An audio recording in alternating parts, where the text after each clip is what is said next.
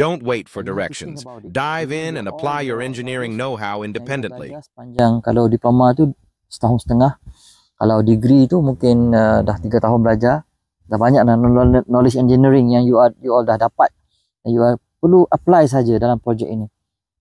Kelemahan kita pelajar-pelajar ialah kelemahan pelajar ialah dia menunggu. Jadi apa yang berlaku bila dia pergi kepada industri nanti, dia akan menunggu-nunggulah. Dia akan menunggu-nunggu apa aku nak buat. Junior engineer ataupun siapa-siapalah yang baru bekerja, dia akan diletakkan di bawah supervisor yang akan memantau. Supervisor ni ada kerja dia sendiri.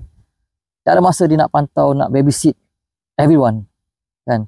So you have to take some initiative lah untuk berbuat sesuatu. Sebab when you sign in a company as engineer ataupun sebagai apa-apalah, bukan engineer saja, apa-apalah jawatan yang ditawarkan, jawatan kosong, dan anda mengisi jawatan kosong tersebut, jawatan itu sendiri dia dah ada job scope dia sendiri.